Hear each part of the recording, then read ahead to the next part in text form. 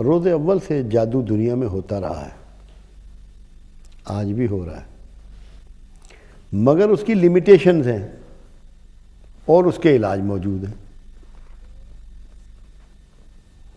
قرآن نے اس کی لمیٹیشن کو بیان کیا۔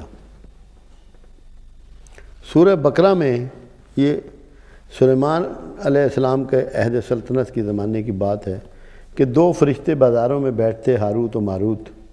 سورہ بقرہ میں اس کا ذکر ہے، آیت نمبر 102 میں۔ اور وہ لوگوں کو جادو سکھاتے، لوگ ان سے جادو سیکھنے کے لیے آتے، مگر وہ جادو یہ ہوتا تھا کہ میاں بیوی کے درمیان اختلاف ڈلوا دیا جائے، اور ایسا نہیں بھی ہو سکتا اگر اللہ نہ چاہے، اگر اللہ نہ چاہے۔ اللہ اگر نہ چاہے تو یہ ہاروت و ماروت ہوں یا کوئی بھی ہوں، وہ ایسا نہیں کر سکتے۔ جو غلط فہمی پیدا کرنے کی ان کو استدلال طاقت دی گئی، یہ میکسیمم ان کا ایک تھا جو وہ کر سکتے تھے، اور یہی اللہ کے رسول صلی اللہ علیہ وسلم نے اس کو بیان بھی فرمایا۔ اور ایسا کرنے والا جو ہے آخرت میں ان کا حصہ نہیں ہے، جو اس طرح کی کارروائی کرنے والا ہے، جادو کرنے والا ہے، آخرت میں اس کا حصہ بالکل نہیں ہے۔ سورہ یونس اس کو بیان کر رہی ہے، جادو کرنے والوں کا آخرت میں کوئی حصہ نہیں ہے۔ یہ اچھی طرح جو اپنے آپ کو یہاں کلیم کرتے ہیں مسلمان ہونے کا اور جادو کی کارروائیوں میں ملوث ہیں، انہیں یہ پتہ ہونا چاہیے کہ آخرت کے نظام میں وہ فارغ ہیں، کہ کوئی حصہ نہیں ہے۔ سورہ یونس اس پر گواہ ہے۔ پھر فرعون کے دربار میں جب جاتے ہیں اور وہاں جادوگروں کا ذکر آتا ہے، وہاں بھی رب العزت فرماتا ہے کہ خدا شریروں کو کامیاب نہیں کرتا۔ جادوگروں کو وہاں شریر کے لفظ سے بھی اللہ نے موسوم کیا ہے کہ خدا شریروں کو کامیاب نہیں کرتا۔ سورہ طٰہٰ میں اس کا ذکر ہے۔ کیونکہ قرآن جب تک آپ کے سامنے نہ پیش کیا جائے اور قرآن کی بات نہ کی جائے، میں سمجھتا ہوں کہ شاید آدمی کو جو اس کو حوصلہ ہوتا ہے وہ قائم نہیں ہوتا۔ سورہ فلق میں بھی یہی بیان ہے کہ پناہ چاہتا ہے انسان رات کی تاریکیوں سے، خوف سے، گنڈے بنانے والیوں سے، پھونکوں مارنے والیوں سے۔ وہاں پہ مونس کا ذکر ہے، خواتین یہ کام کرتی تھی اس زمانے میں،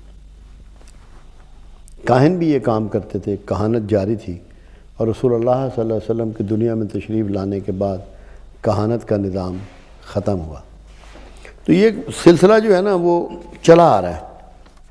احادیث مبارکہ میں اس کو شرک قرار دیا گیا، اس کی سزا قتل قرار دی گئی، انسانوں کو نقصان پہنچانے کا ایک ڈھنگ قرار دیا گیا۔ مگر یہ جاری رہنا ہے۔ کیوں؟ کہ پروردگار عالم نے جب شیطان کو قیامت تک کے لیے آزاد چھوڑ دیا اور اس نے رب العزت سے یہ کمٹمنٹ لے لی کہ میں تیرے لوگوں کے راستے میں بیٹھوں گا، دائیں سے، بائیں سے، آگے سے، پیچھے سے انہیں گھیروں گا۔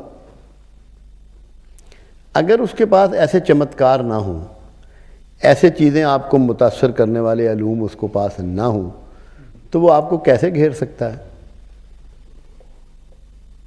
ٹیمپٹیشن کے ہتھیار اس کے پاس نہ ہوں تو کیا وہ گھیر سکتا ہے؟ تو یہ اس کے لیے اللہ کی طرف سے جب ایک آزادی اس کو دی کہ تجھ سے جو ہوتا ہے تو کر لے، جو میرے خالص بندے ہیں تو ان کا کچھ نہ بگاڑ سکے گا، تو وہ اس آزادی کو استعمال کرتا ہے۔ ایسے کاموں میں جادوگروں کی مدد کرتا ہے کہ انسانی عقل پریشان ہو جاتی ہے، حیران رہ جاتے ہیں۔ ہمارے پاس بے شمار لوگ ایسے آتے ہیں،